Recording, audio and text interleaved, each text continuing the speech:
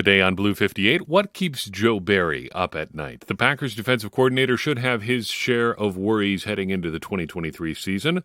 Let's talk through a couple of them. Blue 58! Hello and welcome to another episode of Blue 58, the one and only podcast of thepowersweep.com. I am your host, John Meerdink, and I'm happy to be with you here for another episode. I want to talk a little bit about Joe Barry today, but first I want to circle back to a discussion we had in our last episode about Aaron Jones' usage rate. Interesting discussion broke out in our Discord server following that last episode, including one small oversight that we failed to talk about as far as Aaron Jones' usage last year. His red zone performance. Now, the Packers were pretty uniformly bad in the red zone, I think. Just about every way you slice it. I don't think Aaron Rodgers was particularly good in 2022 in the red zone. They had trouble getting their skill position players kind of on the same page there.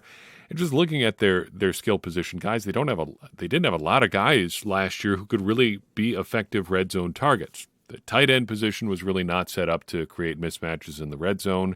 Between the youth and inexperience at wide receiver, you didn't have a whole lot of options there unless you wanted to go with Allen Lazard and Randall Cobb, and making plays in the red zone is really not their game at this point in their respective careers. That's never really been what Allen Lazard has done. He's always been more like a setup kind of guy.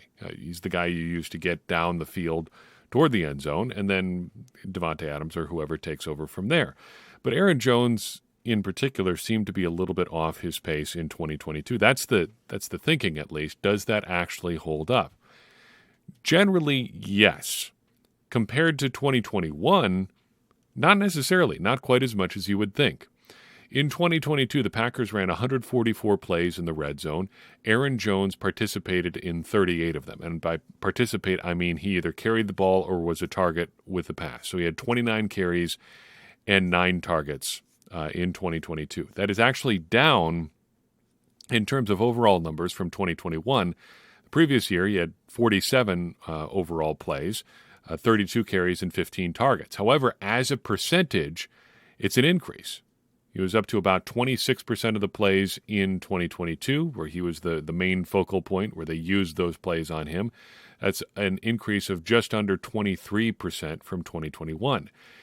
However, that kind of gets away from an overall trend or highlights, I guess, an overall trend away from using Aaron Jones in the red zone.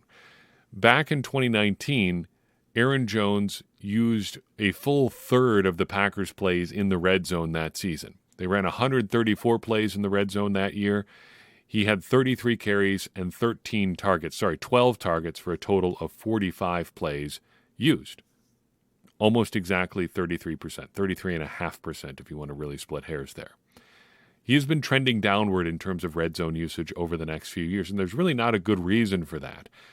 Davante Adams got to be a bigger part of the red zone offense, that's true, but he was still on the team in 2019 and 2020 and even in 2021.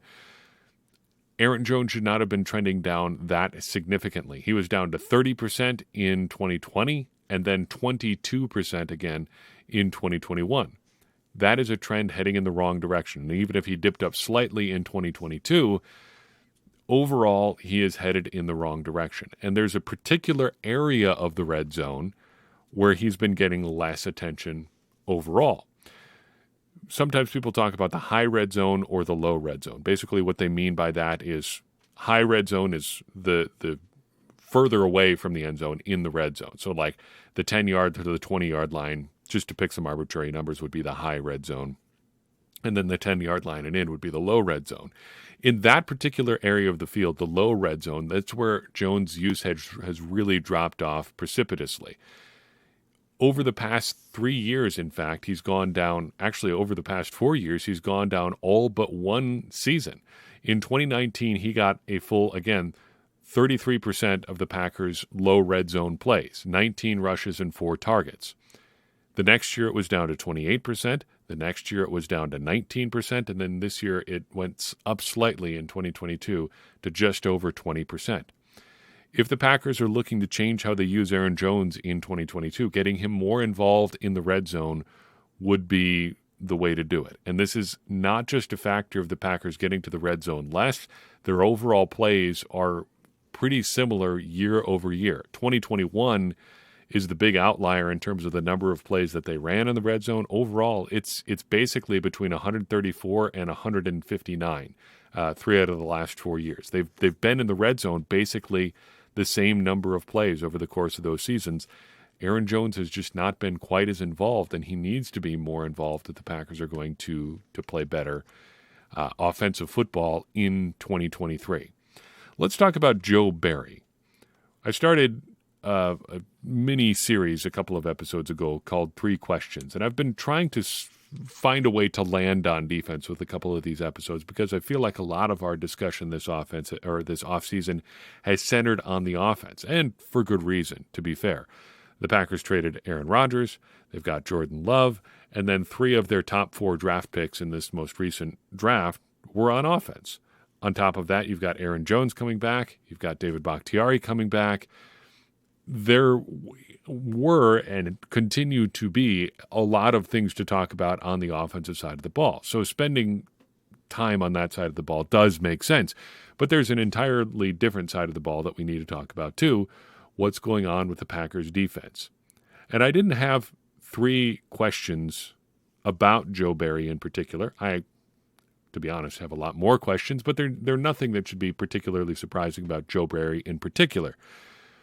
But thinking about Joe Barry doing his job, the question I kept coming back to was what keeps him up at night? What does he think about? What does he worry about? What is he sitting here thinking about in May that he just doesn't have answers for? And I think if you approach things that way, you start to see where the Packers defense could have some vulnerabilities, especially areas where they don't necessarily have a solution or even a way to get to a solution that doesn't involve some really, really drastic things that they are probably not prepared or able to do.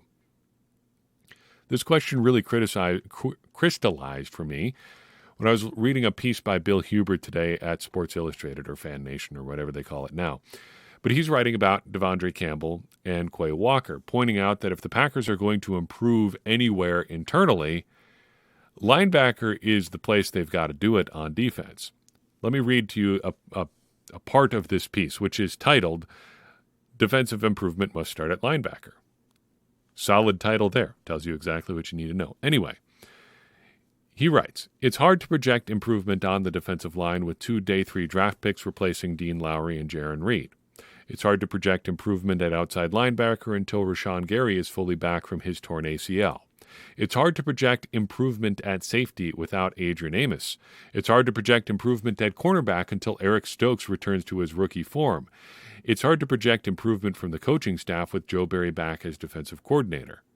Not that improvement can't come from any and all of those spots. Maybe defensive tackle Devontae Wyatt will be a second-year stud, and outside linebacker Lucas Van Ness will be a rookie sensation. But where there is an obvious potential for improvement, perhaps even a likelihood, is inside linebacker with the tandem of Devondre Campbell and Quay Walker. And I really like the reasoning here. It goes on for a lot of very well-made points and things like that, but the overall thrust here is that if the Packers are going to have any significant internal improvement on defense, linebacker is the place where it needs to happen. We did a pretty in-depth dive on where Devondre Campbell and Quay Walker came up short in 2022 earlier this offseason. And if you look at just about every major metric that you could possibly use to track linebackers, they were well behind the top performers in the NFL. Coverage grade, depth of tackle, tackling grade. Across the board, just a poor season, I think, generally speaking, from Campbell and Walker. Not to say that there weren't bright spots, and there were for both of them. Devondre Campbell had one of the most exciting plays of the year with his massive interception return against Washington. Quay Walker consistently flashed a physical presence, the likes of which we've not seen at linebacker. Shoot, I can't even say when. The Packers haven't had a specimen like Quay Walker at linebacker, really, I would say, in the time that I've been closely following the Packers.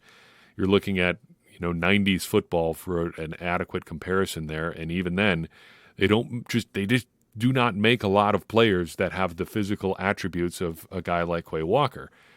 The talent is all there, but the performance was just not there in 2022. And if you just look at Devondre Campbell in particular, 2021 was an outstanding year. great year. 2022, not so good.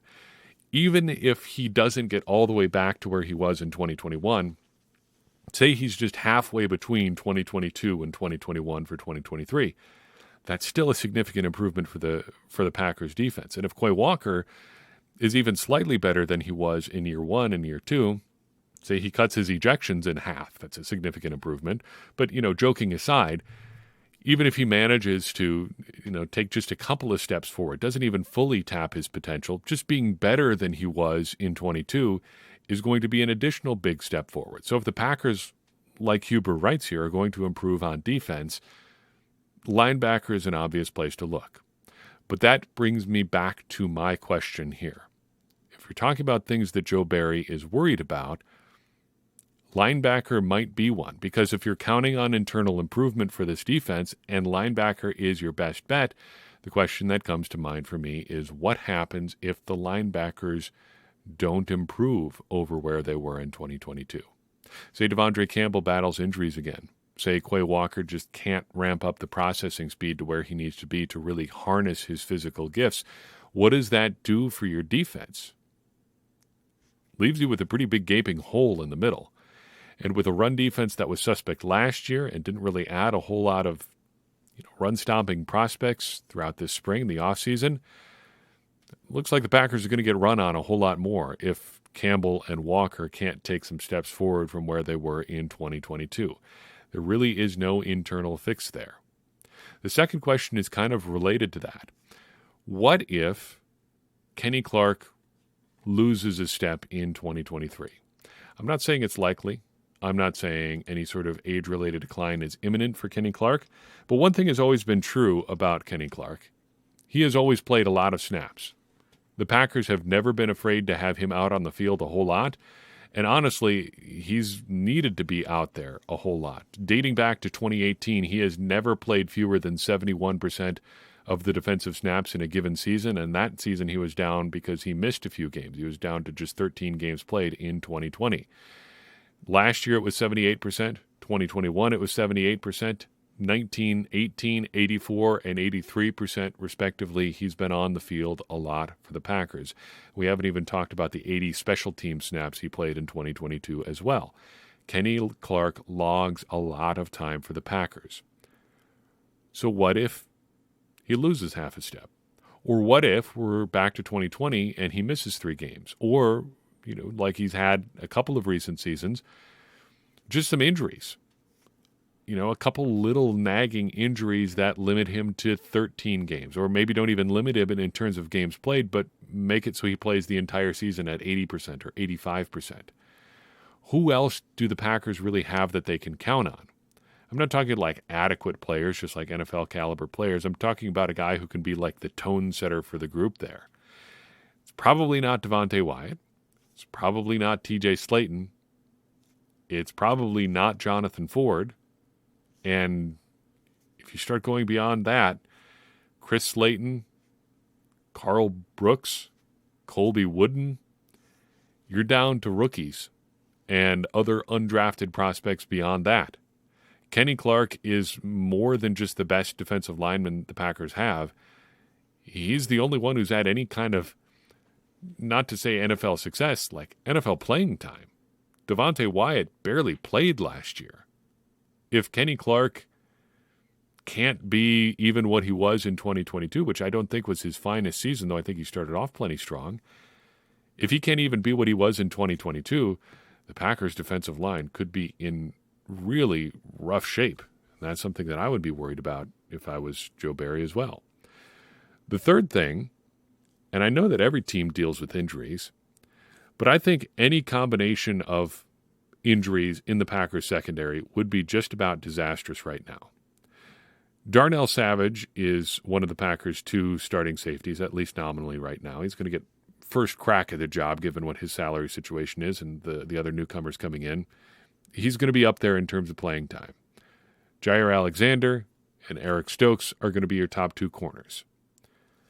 But other than that, it's a bunch of newcomers, and it's a bunch of guys that have not been super solid contributors elsewhere. And Rudy Ford is in there too. We shouldn't let him, escape this conversation. He was solid at times last year. that really couldn't sustain some of the hot streaks that he had.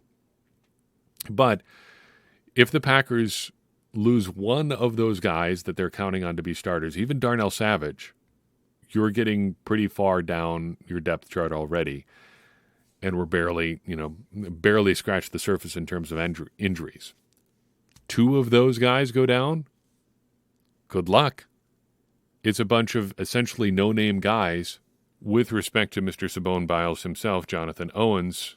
I mean, he did lead the Houston Texans in tackles last year, for whatever that's worth, but it's a lot of guys that are on second and third NFL chances.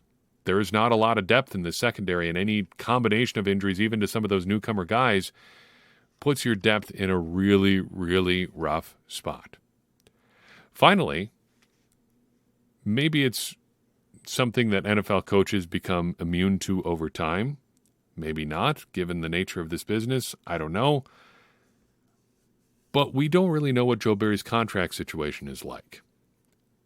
But given what we know about how most non-head coach contract situations work, stands to reason he is on the third of 3 years as far as his contract goes. We saw this play out with Jerry Gray recently. He was on a 3-year cycle with his contract. His contract expired. He left.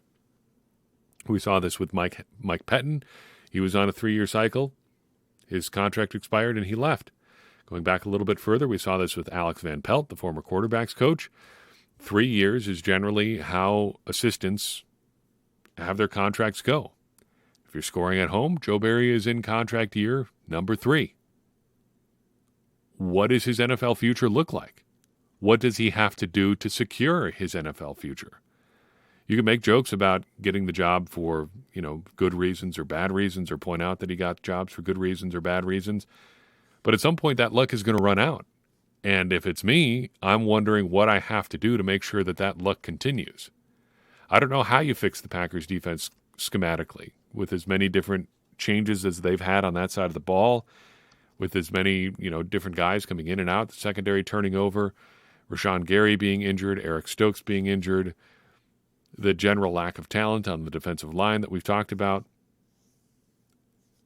At a certain point, human nature has to come into has to factor in there. And I'd be a little bit worried for my NFL future. This can't go on forever. It doesn't go on forever for anybody. Even Bill Belichick is going to be without a job at some point, probably by his own choice, but the clock is ticking on everybody who works in the NFL. What is Joe Barry going to do in 2022 to make sure or 2023 to make sure he's getting an NFL paycheck in 2024? It would cross my mind. I would have to think it crossed his too. We'll close with a listener question today. FMP 330 drops this one in our Discord server. I've already heard that the center was the most important position on the offensive line, in which he defines the markings for each teammate or the responsibilities for each teammate on the line. Is that true? And if other qualities are specifically necessary for this position, what are the ones that Josh Myers lacks that he needs to improve? This question came as we've sort of discussed the will they, won't they aspect of the center job competition. Zach Tom has been said to be getting some looks as a potential center candidate. Sean Ryan is getting looks as a center. DJ Scaife that the Packers signed is listed as a center now. You've got Jake Hansen who can do center stuff, and Josh Myers, the incumbent starter there. I ran this question by an offensive line coach friend of mine. We go way back.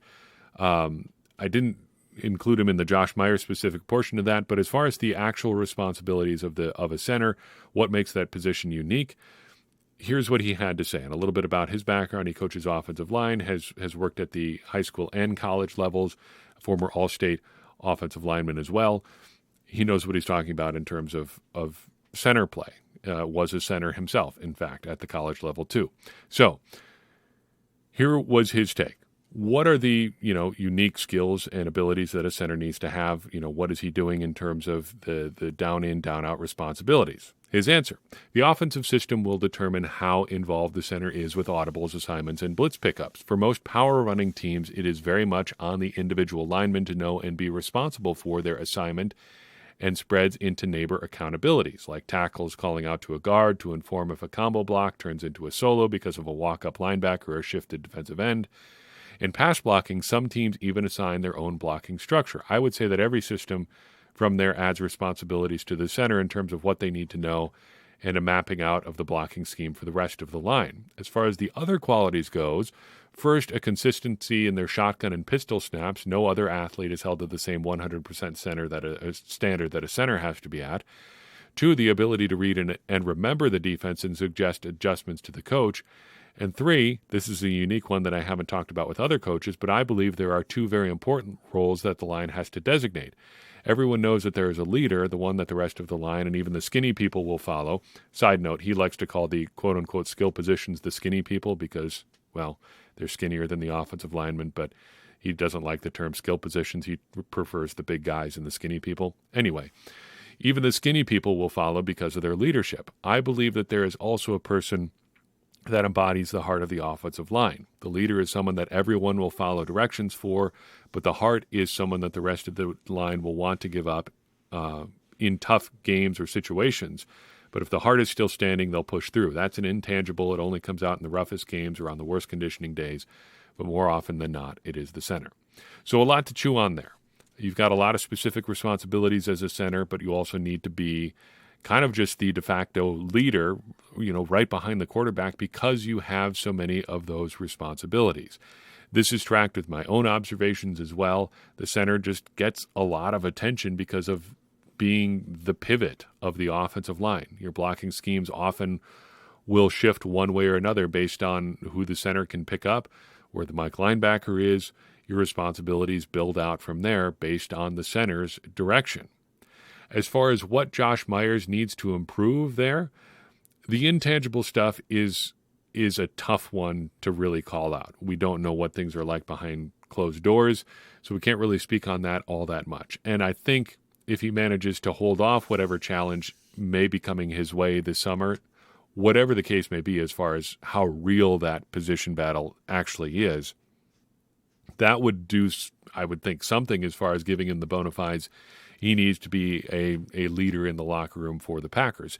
And, as an aside, he's got essentially 2 years of starting experience here. That puts him as one of the elder statesmen on this, particular Packers offensive team. You've got David Bakhtiari, you've got Elgton Jenkins, sure, but beyond that, the long-tenured guys on the offense are John Runyan and Myers and only technically Jordan Love, but that's really about it. He is one of the more experienced guys on this offense. So if he can win his job or secure his job this summer, I would have to think in terms of leadership type stuff, that's got to count for something. As far as the more tangible stuff, I think our coach friend here makes some good points as far as, the gap versus man versus zone responsibilities coming down to the center and getting people lined up there. That's, I think, something where you could see potentially a little improvement from Myers. Just an absolute guess here, though. The Packers have been doing some more gap stuff, getting people, aligned and handled from that respect. Could be something that he could improve on. But I think in terms of some of the blocks that the Packers are asking him to do, there is a little bit more responsibility on the center, the way that they have been running their offense the last year or so. He had to make some outrageously difficult blocks in 2022, some things that, I've watched a couple offensive line gurus out there. Brandon Thorne in particular noted a couple times the Packers had him doing some really wild and wacky stuff in terms of the reach blocks they were asking him to make on some of the runs that they were making, just going a couple of gaps over to get in front of a nose tackle already shaded outside of his gap. Just really tough stuff for Myers. And it's one thing to say that's hard and, try to give him a, great amount of curve for not being able to make it. But on the other hand, this is the NFL. Like, you can't just say, well, it's hard, I can't do it. Yeah, sure, but this is what they needed you to do. You got to be able to get it done. And if you can't, they'll try to find somebody else who can. And I think that's why Myers finds himself maybe in the position that he's in. But again, this has been one of our long-running questions. How real is this offensive line battle, this center battle anyway? We'll find out here in a month or two exactly what that's going to look like, but you have to think there's at least something to it given how many candidates the Packers have mentioned as far as guys taking some center reps.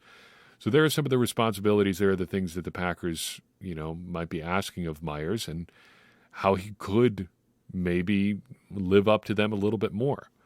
There's nothing that is going to gain you credibility more than holding off challenges for your job, though, because that means you're probably playing at a high level, and it means that you responded to some adversity. So if the Packers are looking for more intangible stuff from their center, and Myers gets, challenged this summer from guys coming behind him and manages to up his game, well, that probably counts for something as far as your leadership qualities too. And it never hurts to have some of those guys who are leaders in your locker room.